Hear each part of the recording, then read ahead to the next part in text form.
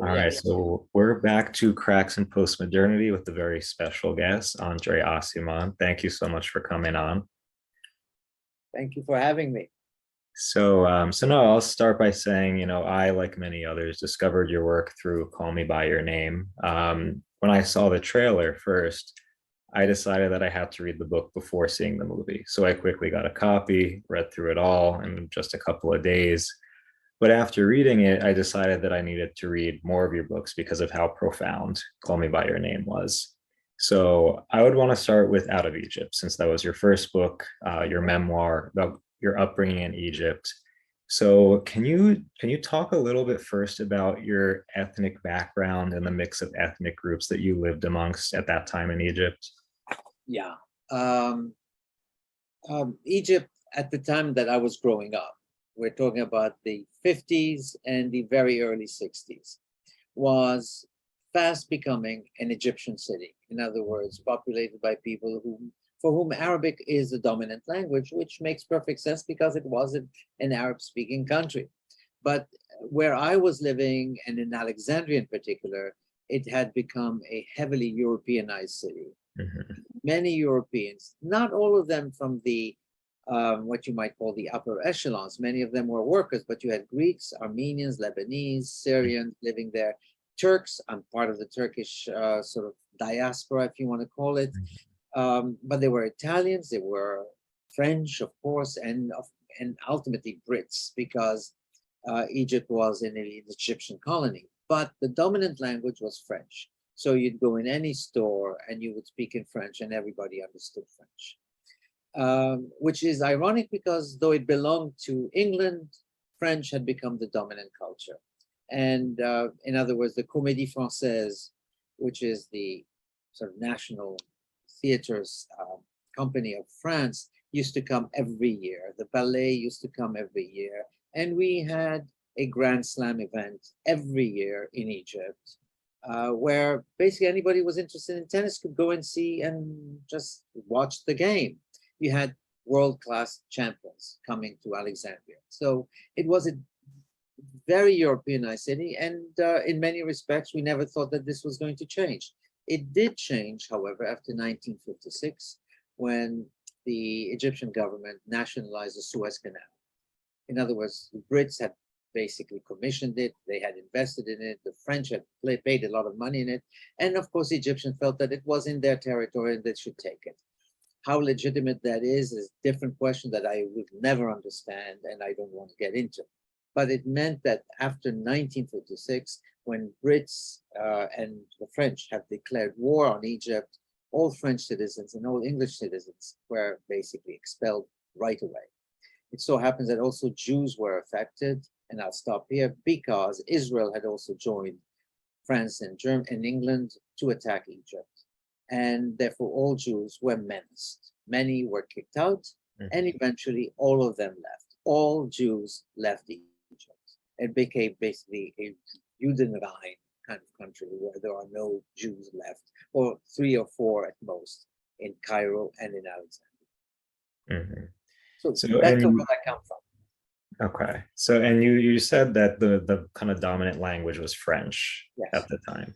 So, how many languages did you speak growing up exactly? Well, you spoke French at home.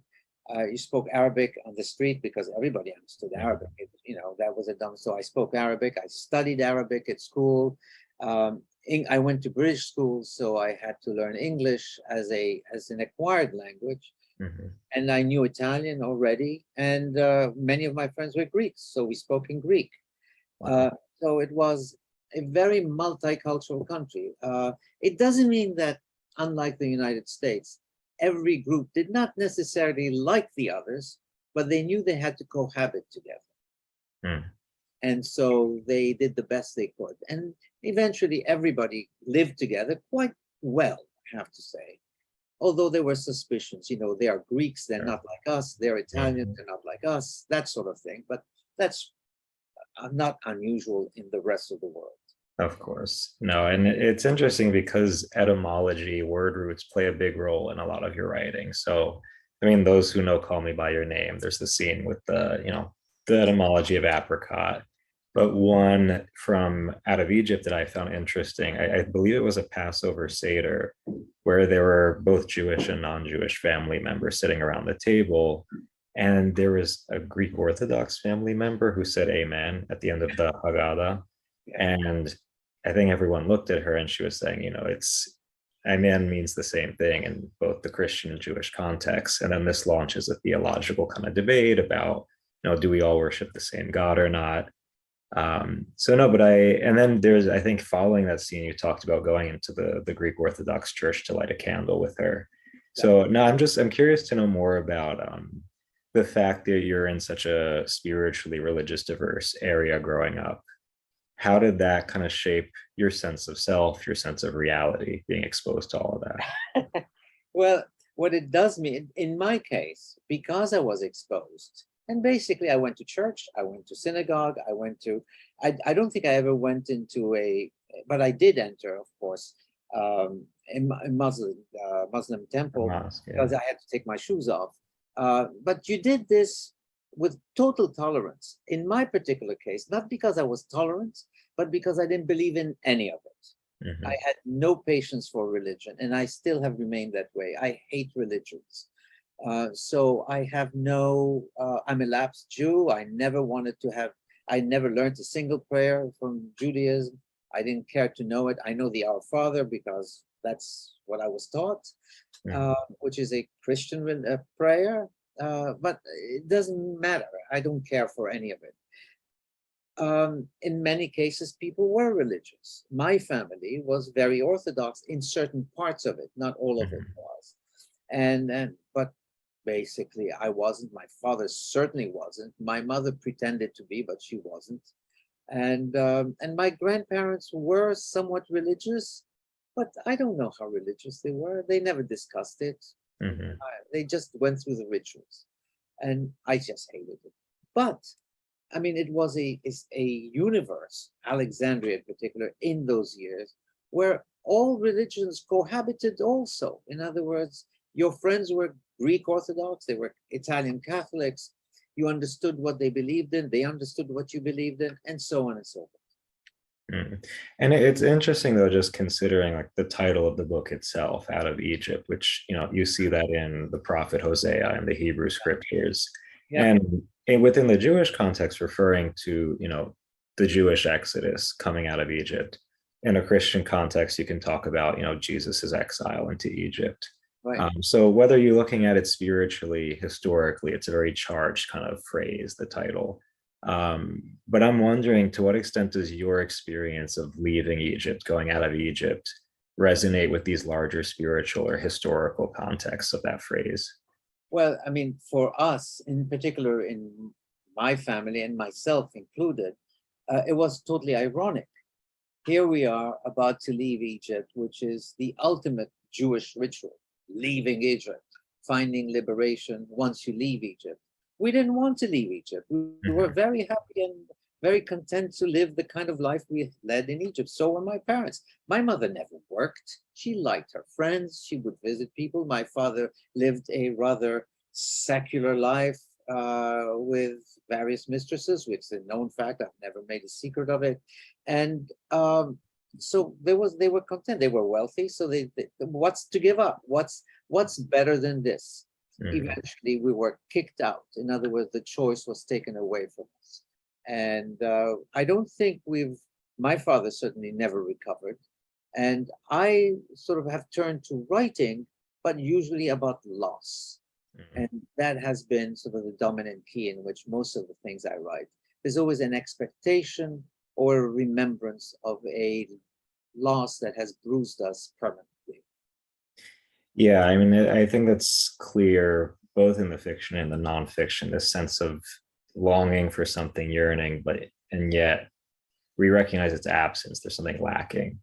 That's something I want to get on to a little bit later. Okay. But I did want to mention, so after Out of Egypt, I went to read your collection of essays, Alibis. And I noticed how much the themes of memory and desire, but also presence and absence pervade Right. so much of your writing. And I couldn't help but discern perhaps a kind of Platonic or maybe an Augustinian influence there. There's definitely a lot of philosophical threads going through there. So can you talk a little bit more about whatever philosophical influences or other, I don't know, sources that helped you to understand the themes of memory, desire, presence, absence, longing, lack, etc.? Well, yeah, I mean, you're right. Talking about Plato is particularly influential, has been. But I don't know that I have ever found a philosopher who's allowed me to reconcile what I lived through with the larger context of how I could sort of work it out on paper, as it were. Usually I find that fiction allows me to do that far better than musing in an essay. I love writing essays because my essays permit me to explore things, but they don't permit me to close the issue, whereas fiction allows me to find some sort of temporary and ephemeral closure, which is why I always end up writing the same book differently each and every time. I'm willing to concede that point. But it remains that philosophically, I am very much, oh, you mentioned Augustine, that is very much a present form, particularly the way Augustine was received in, say, the early Renaissance and the later Renaissance. In other words, this Augustinian thread of everything you want, you will stop wanting once you get it and will be disappointed. Everything you believe in, so long as it's sort of longed for, allows you to live through it. But once you get it, if you are damned to get it, you will be thoroughly disappointed. So put it, basically, keep holding it off, which is why in one of the ways in which I work this is with the tenses. You know, we look back in the past to find something, we look into the future, we look into the future to look back into the present that we are living right now, and so on and so forth, because we're fundamentally destabilized and, as I like to say, sort of deracinated from our roots. We don't have roots. We think we do. And one of the things that has basically spoken to a lot of people, particularly young people, is that the however much we believe in what life holds as a promise, we're also smart enough to know that it is basically fiction that we're longing for, that it is very nebulous, and that we maybe should not try to get there because we will be disappointed. There's that sense that we are not able to live and experience the present. And I always make fun. Sorry if I'm going on, but No, I mean, it definitely, what I'm hearing, definitely that Augustinian sense of restlessness, the restlessness of the heart, you know, always longing for more. And there is a line that really stood out to me in Alibis where you say memory is a form of numbness that cheats the senses. You feel neither sorrow nor joy. You feel that you're feeling nothing. And I mean, it's interesting because, you know, that resonates with what you're saying now, but it's also when you write about memories, it's so full of these palpable emotions, these sensations. So I wonder, can memory be both something full and empty at the same time? Like, can it be this paradoxical kind of coexistence? I don't know about memory itself.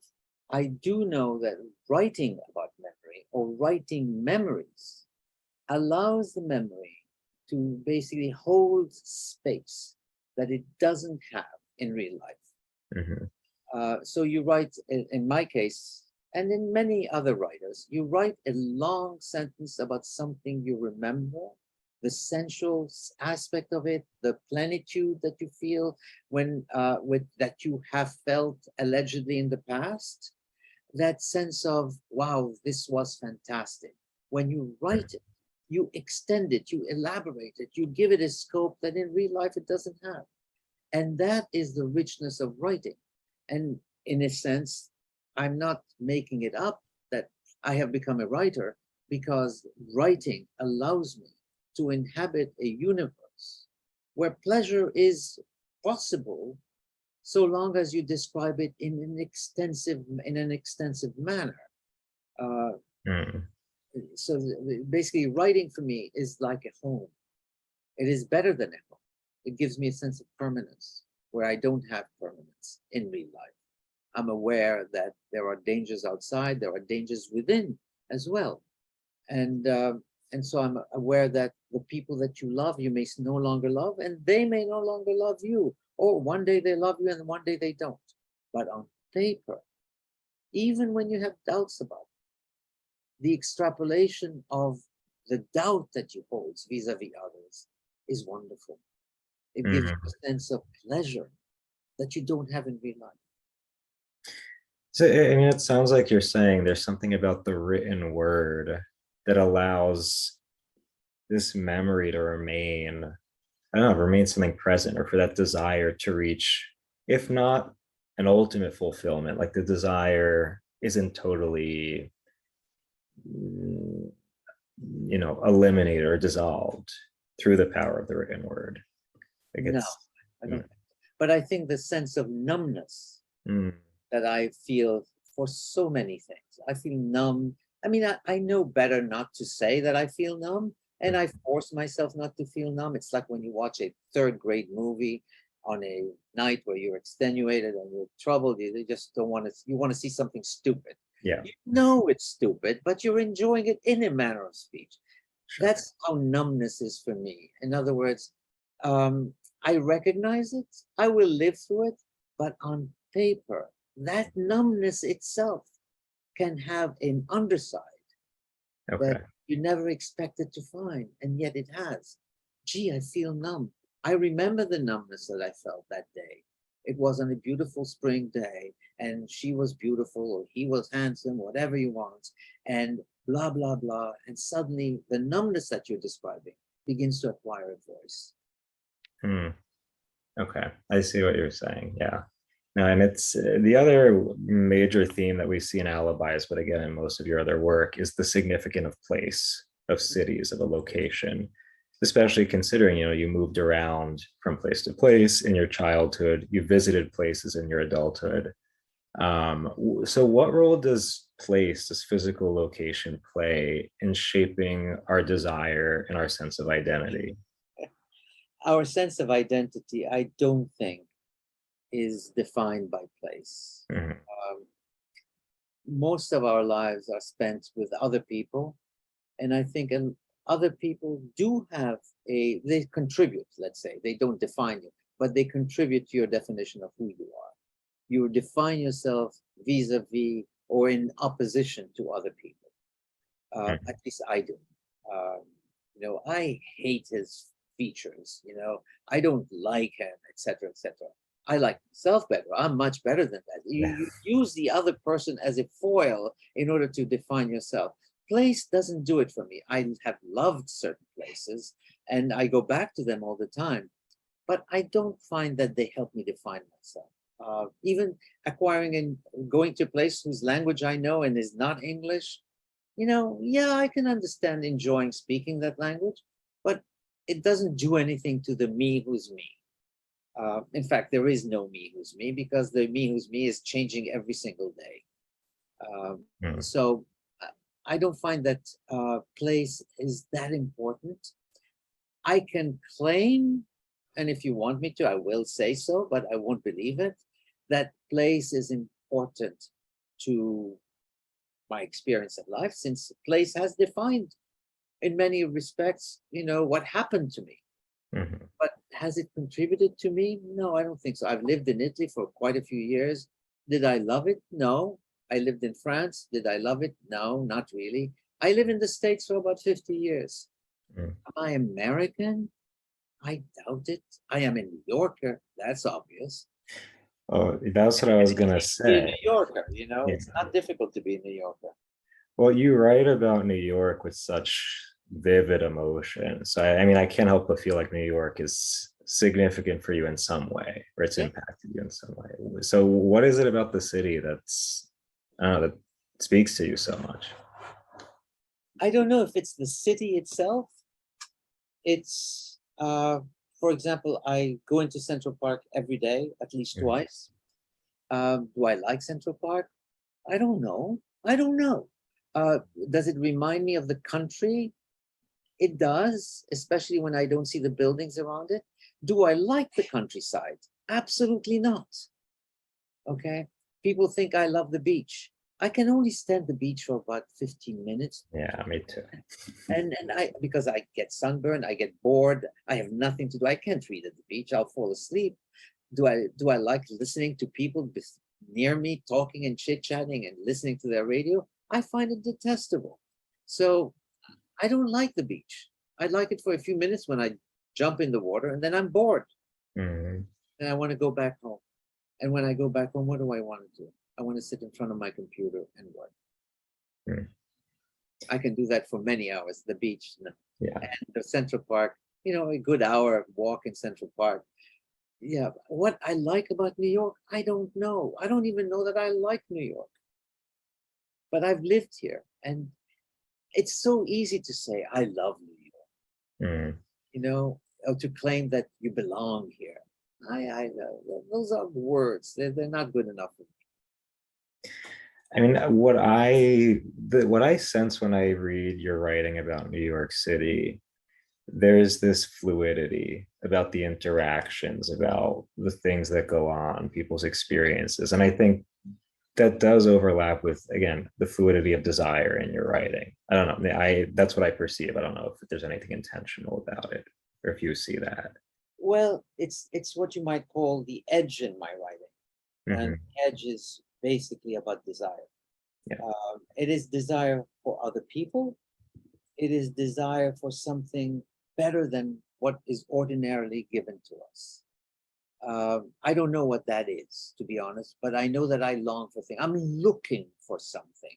Hmm. I don't know if I'm looking for someone or I'm looking for something. I will never know. Okay, because when I meet someone, I find them actually not that interesting, especially if we're having coffee together. After a while, okay, this has been nice. Thank you. Goodbye. Yeah. Uh, but that's something else. I don't know what it is. So I don't know how to answer the question, because there's Mhm. obviously some desire animated me. Otherwise, I Sure. wouldn't go out. And I hope that on the day that I die, I will still have desire. Mm. But at the same time, I hope that doesn't happen, that I will lose desire, because once you lose desire, what else is there? There's even the desire to find comfort in work goes too. I have been told. So if that Yeah. happens, I might as well not live. But I Mm. like the fact that I will look at somebody walking by and I will say, I desire this person. Yeah. And just desiring, sometimes the admission of desire, whether it is fulfilled or not, is just a beautiful moment. Mm. Interesting. So the beauty of desire itself. So, and speaking of, I want to move on to Call Me by Your Name. So just the title itself. Can you say a little bit about that title? Yes, I've gone public with the title um, because I used to know two women who were partners, and they had the same name. Mm. So I once asked my wife, I said, when they make love and they speak each other's names while they're making love, do you think there is a confusion between them? When one calls the other, is she or using her name or the other person's name? Mm. And I loved the idea because it gave a certain dimension that it had never crossed my mind, but it came to me through comedy because I was making fun of it Yeah. fundamentally. But then I realized, wait a second, if you call somebody by your name and they call you by theirs, then in essence, you're swapping identities. And Mm. if you swap an identity, even for that brief moment of lovemaking, then you have become the other person and the other person has become you. And isn't that the richest thing that planet Earth can give us? Mm. I'm not even an idealist because I'm full of cynicism too. Yeah. But I think that moment of absolute identity swapping is most priceless thing on earth. Mm. Yeah, I mean, that's one of the things that I think is really salient in Enigma variations. I mean, that sense of wanting to become one with the identity of the other, or to have this total exchange Right. between the two. And I mean, the other thing, some people say that there is perhaps, I don't know, intentional or unintentional allusion to, I think it's Isaiah. I mean, the wording's a little bit different. Is there Okay. any connection there, or is that just a random? I don't think that the Isaiah uses that. It is my favorite book of the Bible, by the way, Yeah. the first Isaiah especially. Uh, but I'm not sure. I don't remember running into something like that. Mhm. Yeah. I maybe have to look it up again, see if I can find it. Yeah. Yeah. So no, I mean, just now I want to talk a little bit more about Elio's character, because one of the things that if you only watch the movie and don't read the book, you don't see how much his internal monologues, his Oh self-reflection, I yeah. mean, that to me is what I enjoyed most about the book, that this person drives himself crazy, analyzing all the minutiae of his memories, of his desires. Um, he's so aware, so conscious of his experience of longing, how palpable this just the desires are.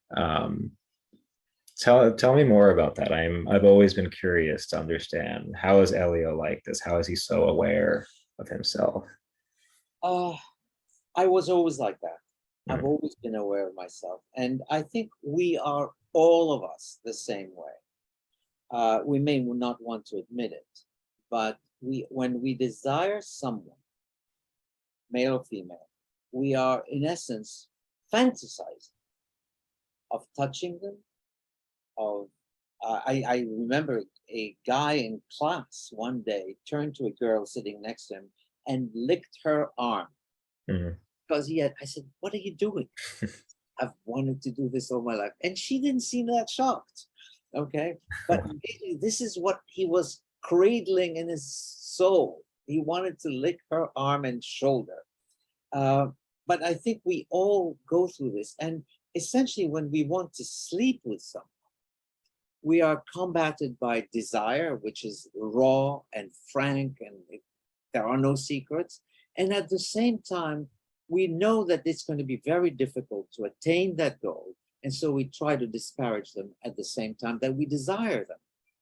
And I think that Elio does this constantly. He's constantly longing for this other person, examining every part of his body that he can see, to the point that his arm is not as tanned as his outer arm. mhm, And he's thinking of lizards, and he's looking at his chin and then saying, gee, the chin looks very much like the heel of his foot. And mm, clearly he's just fantasizing, examining this other person, and examining because he cannot touch him. He cannot bring himself to touch. He's not allowed to, he feels, to touch. And he can see in the other's gaze a sort of repulsion, almost a kind of chilling look that is forbidding for him. And so he knows to behave, and he has to behave. He has no secret about desiring Oliver from page one. I didn't want that to be sort of the creeping recognition that we have desire, and so on and so on. I just wanted to lay it out outside from the very beginning. But it's difficult to do. And when he does make his fundamental confession, he says absolutely nothing. He does not say, I desire you, or I love you, or I want your body at night. None of that happens. He just speaks very, very generically. And the other person intercepts what the underlying theme of that conversation is. And so the other person is also the one who says, we must never speak about those things again. mhm. What are those things that they were talking about? We don't know because we haven't been told, but they know.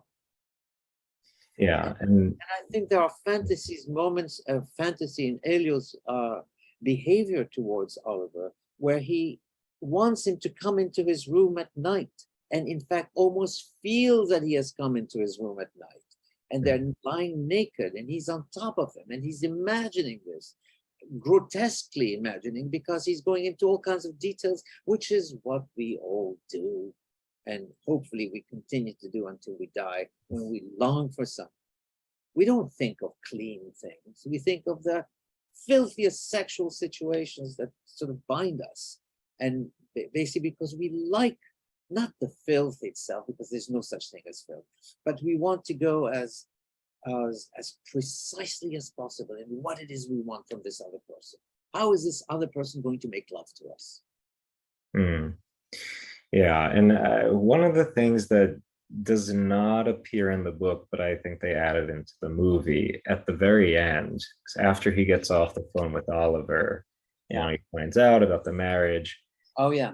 and he's staring into the fire and Oh starts yeah. crying, and then the credits roll. Yeah. I mean, that was an interesting addition because I think what I'm imagining in this moment is that he realizes that this flame of love, this desire, it's limited, it's finite, it can burn you. And that as much as the desire can consume you and possesses you, that it's impossible to fully possess the object of your desire, the other person. But at the same time, as much as that fire burns you, that realization is painful. The fact that the desire remains, like, there's that itself, to me, it was like a sign of hope that he's looking into this flame which burns him, but it's also a light. It's something that continues to goad him on, even though he's lost Oliver. So I'm just wondering for you, like, the fact that we continue to desire things despite losing what we want, despite losing the object, do you think that's a reason to have hope? Is that a positive thing?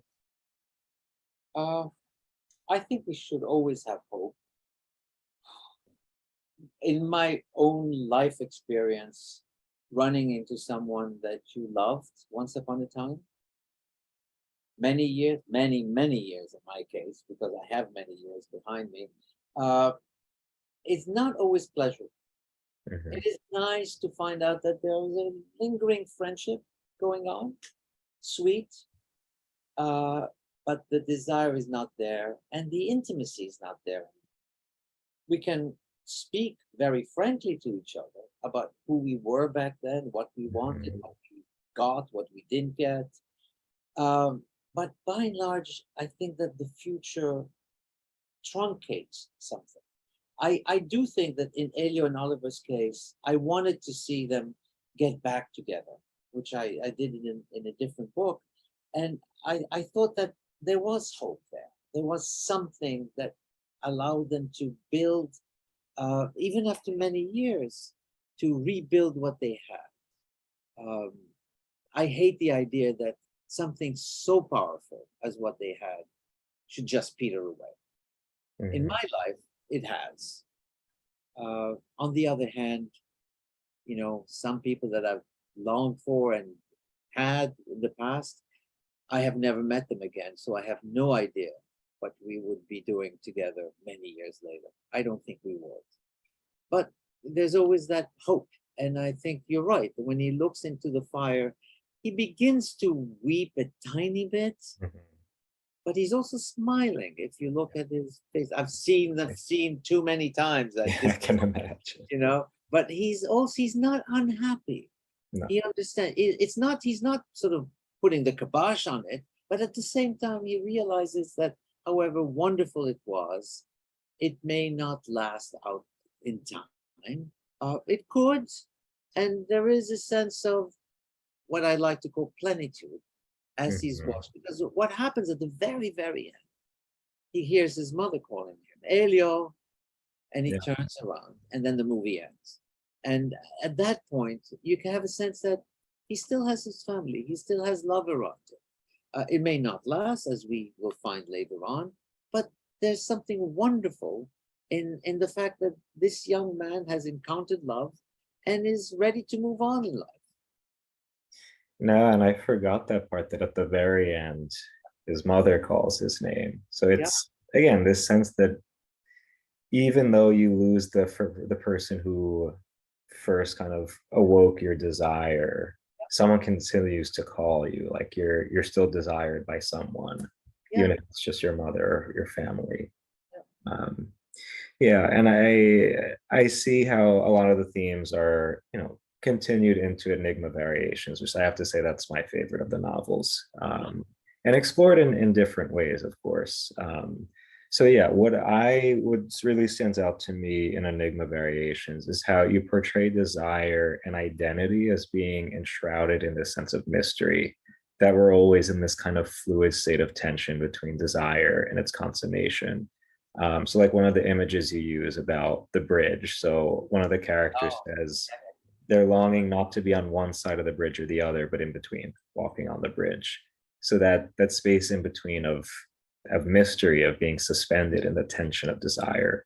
Um, Also the like I said before, the desire for unity, oneness, to possess, to be to consummate the desire for the other. And like a lot of the erotic scenes in the book evoke a sense of consuming and being consumed by the other, becoming totally one. This exchange of identity, as you said. And there's a frequent reference to wanting to see the other's face during intercourse. So I wanted to ask you about like what's significant about the face of the other? What does their face reveal to us about our desire or what we want? oh God. I'm going to try to answer this question as Okay. candidly as I can, but at the same time, it has to be shrouded somewhat. Okay. I like to look at somebody's face when I make love to them because um, I want them. I mean, some of the women I've known in my life shut their eyes. Mm, And I find that is almost solitary. It makes me feel very alone. As Chloe will say to the young man when they make love after many years, after 4 years of being in college together, she says, "Look at me. I want you basically to look at me when you reach orgasm because I want to see it in your eyes. Because that becomes an important moment. If you shut your eyes or you look elsewhere or you're not focused, then you're not making love to me. You're making love to either somebody else, you're making love to the ceiling, to whatever it is, but not with me." And I think that the glance is a very important moment in lovemaking because otherwise, yes, in a moment of passion, we may want to shut our eyes, whatever, but the presence of the other person is important. Otherwise, they're not there for you. You're not there for them. And what are you doing together? Uh, oh, you're having sex. That's not making love. mm. Yeah, and it's also interesting because if you juxtapose this desire to see the face of the other in that moment with Elio looking into the flame in the movie version, it just made me think how the face of the other is it's elusive. It can burn us even. I don't know. I thought there was a little bit of a connection there. There Might be must be, reaching. there must be a connection. But no, I don't want to repeat myself. But fundamentally, looking into somebody else's eyes is a tremendous moment because it also means that you have reached a point, and that's where I was headed. You have Mhm. reached a point where you are no longer embarrassed of looking at the other person Mm, because there is a kind of I don't want to stare at you. I don't want to be this impolite. You know, I don't want to invade you. But the point is that you do want to invade the other person, and you want the other person to invade you. And mhm.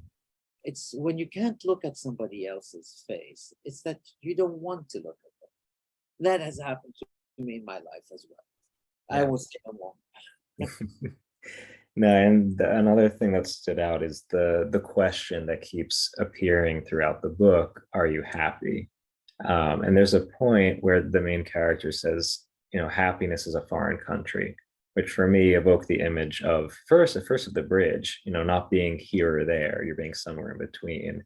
But it's also reminiscent about Egypt, this experience of exile. So I'm curious for you, like when you were in Egypt before having to move to all these other countries, what was happiness for you then? Oh God. I don't know. I don't know if there was any happiness. I mean, yeah, Mhm. there were moments of joy, you might call, but I don't think I've ever felt sort of this resounding happiness that sort of allows you to feel today I've had a great day. I've never said that in my whole life because, among other reasons, I'm superstitious, so that I Mhm. won't allow myself to say that. But it happens that uh, the experience of exile for me is important because it means that you are not in your country, but your country was never yours to begin with. condition of exile, when you are exiled, it assumes that you have a home from which you are no longer allowed to go back to. Egypt was never my home. I knew this from get-go. So when I left Egypt, I was leaving something that felt like home, but it wasn't my homeland. Mhm. And I was going to another place that was clearly not my home. I was Italian, I was an Italian citizen, but my father had basically, I don't know how he obtained Italian citizenship. It was a bit of a reach, as it were.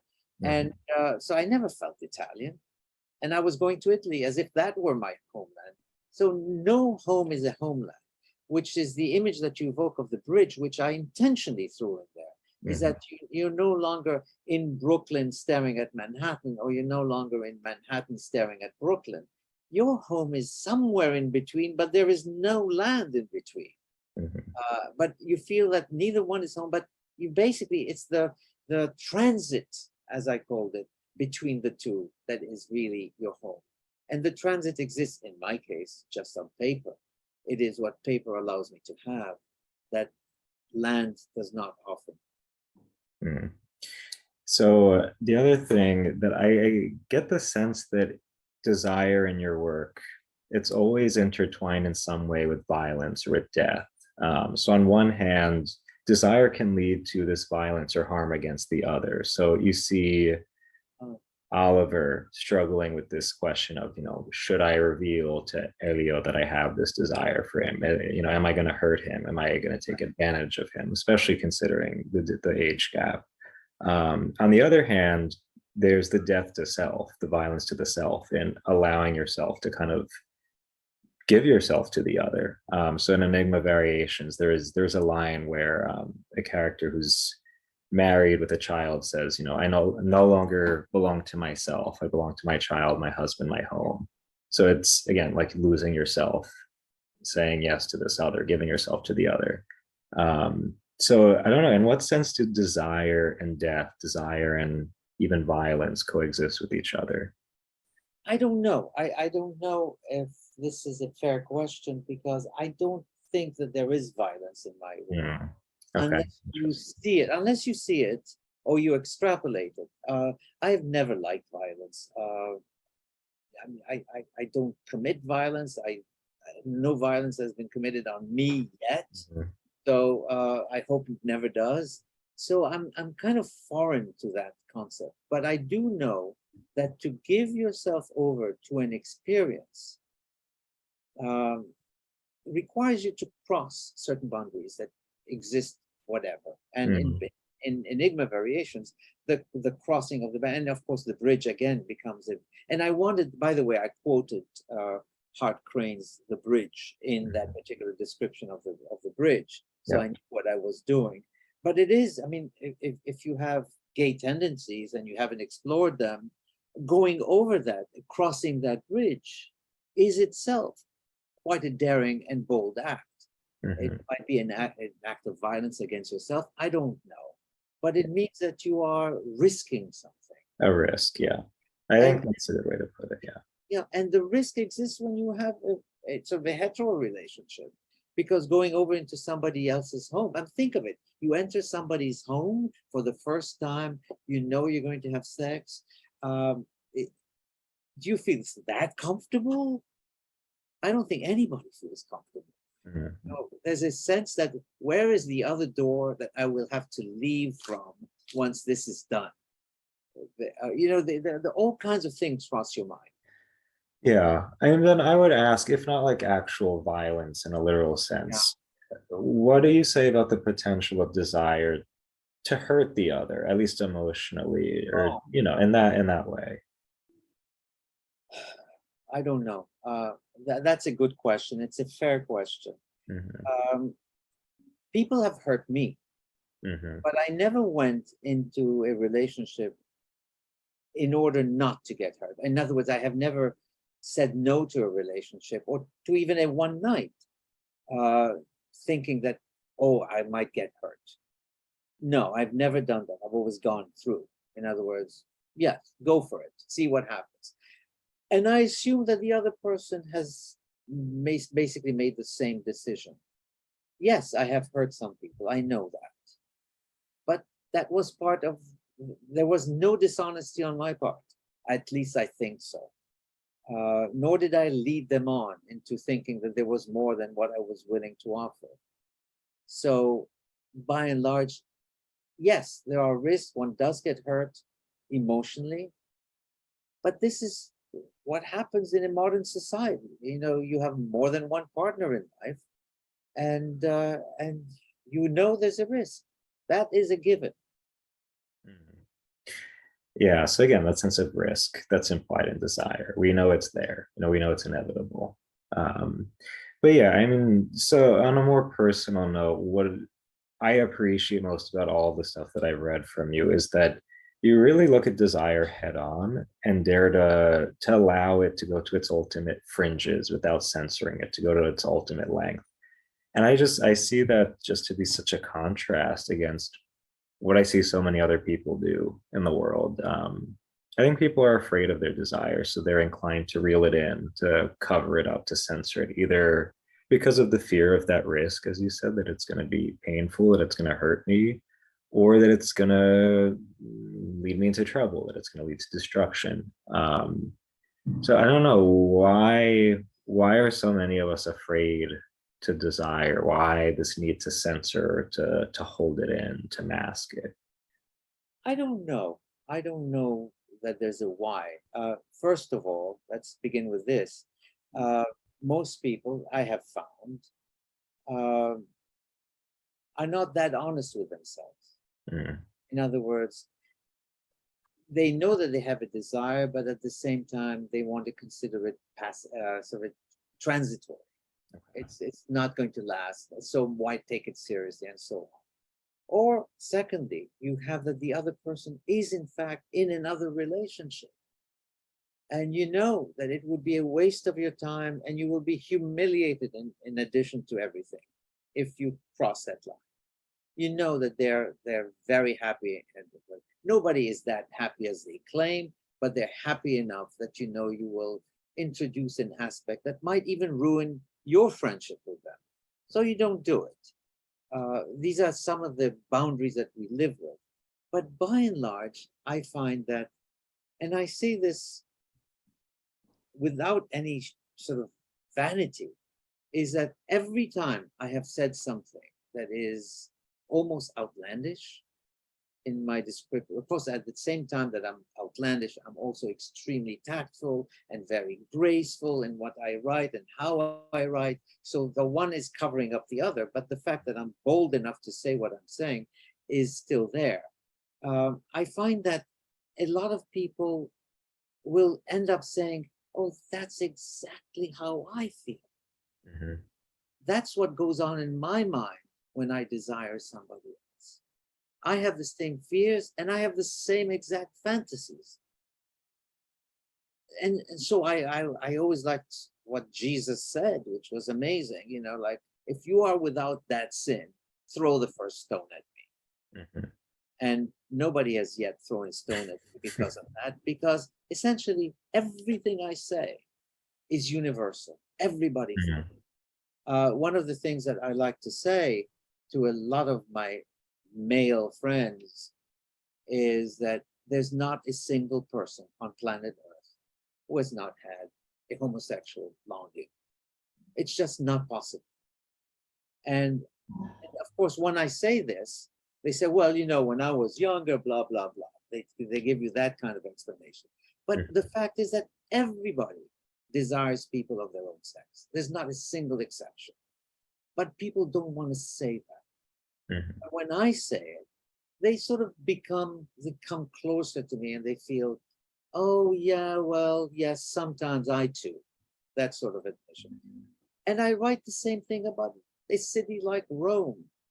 Rome means something to me. I still haven't elaborated what it does, but it means something to me. But it's a very personal Rome. But when I describe my Rome, everybody writes to me and says, oh, I know the same Rome. I have the same exact feeling. So Mhm. why didn't you say it first? I say, it's because they have had the same idea, but it's never been considered enough for them to dwell on it as I do. Hmm. Okay, so first, then let me ask, when you say that, okay, everybody has at some point had some kind of desire for people of the same sex, Right. what do you make of these kind of hardline categories that are so common today that, you're either this or you're that, do you think that accurately depicts human desire, or is it just, I don't know, is it irrelevant? I don't know. I cannot say this because my experience has been both are the same, and my characters, all my characters, are basically bisexual. They go Hmm. one way and the other, both, and they have strong feelings in both cases. Some people believe that they can only have sexual desire for their own sex, or some people believe that they can only have for the opposite sex. Hmm. Am I going to argue and tell them that they're wrong or right? I don't know. I know what I feel. Yeah, And I know that most people agree yeah. me with reluctance. But Hmm. that's a fact of life. So I don't think that there's any hard line here, this or that. It's everybody has their own ideas and their own security that Hmm. they feel they need to have. So there's nothing I can do about that. What I feel is one thing, and that's what I describe in my writing. Mm. So then I'd also want to ask, as you're saying that a lot of us are afraid to look at ourselves, to look at, the truth of what we feel. I would say there are certain desires that if we explored them, we know that it would not only would it get us into trouble, like it would objectively do harm to another person, or, sometimes our desire does kind of go totally unleashed. To deny yourself certain desires because you know the consequences could be negative, is that, how do you recognize the reality that, again, certain desires can be destructive without being untrue to yourself, without repressing your true self? You see what I'm getting at? Oh, I see. I can think of two metaphors. I mean, there are people who are into sadism. Hmm. I don't understand them. I have no understanding of that particular or sadomasochism. I don't understand that. But I know that's what they want. And they know that they can hurt other people, and that's what they want to do. That's outside of my discourse. I don't understand it and I don't go there. It is of no interest to me. How they live their lives is their business. I don't care. But let's take another example, which is safe. Chocolate. Okay. Hmm. Okay. Chocolate has sugar in it and it's not good for some people. Okay. I'm not supposed to have too much chocolate, but I love chocolate. I know it's destructive to me. So what do? I have to basically sort of be cautious in how I address chocolate. I love it and I will always go for it, but at the same time, I can't have too much of it. I cannot become passionate about chocolate because that may hurt. And I think that's a safer way. The other example I have is lasagna, okay, which I cannot eat, but I use lasagna in my classes and my seminars with my graduate students. I use lasagna as a kind of catch-all phrase for all kinds of sexual orientations, okay, with the exception of, was it sadomasochism, because I don't understand it. But it is a safe way of speaking about it. It has a lot of fat, it has a lot of sugar, it has a lot of things. Okay. Should you have too much of it? Yes, it's a pleasure, but you have to be cautious with it. And I try to do Mhm. Yeah, I mean that's one of the big questions that just emerges for me. It's like, I think to be free, we have to be true to ourselves. Like we have to look at our desires. We can't sweep them under a rug. But the inevitable fact is that no, we can't pursue every single desire. So, like, how do we remain true while having some healthy sense of restraint? Like, that. I think ultimately it's an invitation to go deeper into our desires and be like, what do we truly want, though? Because maybe on the surface, a desire may manifest a certain way, but perhaps there's something more profound at the depths. I don't know. There are different ways to look at Well, it. look, we're all animals, but we Mhm. don't want to let the animal out. That's What goes on in our head is our business. Uh, but we know we're all civil. Also, we have civil responsibilities, and so we can't do crazy things, and we don't want to do crazy things. And that is, Freud understood this perfectly well in Mhm. Civilization and its Discontents, or whatever he called it. Basically, civilization has harnessed us, and we accept the harness. There's no way outside of that. People who do not want to be harnessed are never my friends. I don't know them. I Yes. cannot even talk to them. I don't want to talk to them. Yeah. Mhm. Yeah, so I do have one final question just to wrap things up. I see like I said, in Call Me and Enigma Variations, as well as in Alibis, this sense that desire entails some kind of call. So a call from some entity outside of me. So when we desire, you know, something is calling my name. And then it gives me the sense that in a way, desire constitutes my identity, constitutes who I am. Again, this is my name that's being called. Right. And one of my favorite lines from Alibis. So you say, well, there are these two questions you have. It's first, what's in me that keeps wanting something out there, and then what's out there that keeps beckoning something in me. So again, there's something beyond me that's beckoning me, calling me. Have you come to any conclusions with these questions? Have you gotten anywhere with that? No, I'm afraid not. I'm afraid that I cannot conclude that, because if I have the answer to that particular question, Mhm. I should stop writing. Uh, I write in order to understand or to imagine what the possible answer is each time, and each day it changes, of course. But there is something in me that wants something outside of the world, and we started with that. I walk in New York and I want something from New York, but I don't know what it is. And then, there's something about New York, a building in New York that says, come live with me in that house. I want you in this building, which happened to me once upon a time, where I used to walk down the street and there was a particular building that used to summon me. And ironically, eventually I found a listing for an apartment in that building. And of course, I was extremely happy to live there. I had fulfilled my longing to be in that very building, a fantasy come true. So in a sense, that something outside was beckoning me, but it could be somebody else too. Somebody who sort of gives me the look.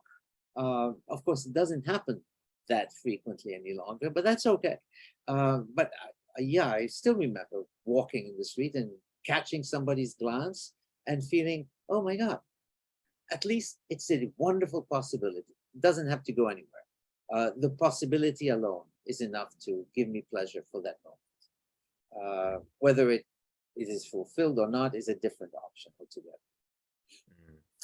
So before we go, for people who are new to your works, who haven't read anything, where should they start?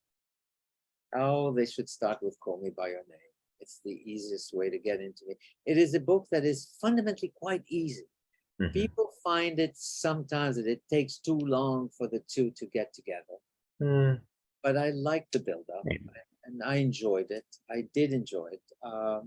It was like a sort of a prolonged courtship, as it were. Mm, And that's also fun too. That has its own pleasures. Um, and it's a lovely story of a wonderful love affair, friendship, brotherhood. mm, It could be any of those things, because they've come so close to each other that it can happen sometimes only once in life. mm, The other times are just imitations of that, as I say in another book. Yeah. mm. Interesting. Well, with that, Andre, thank you so much for coming on. Thank you for having me, Stephen. Thank you very much. All right.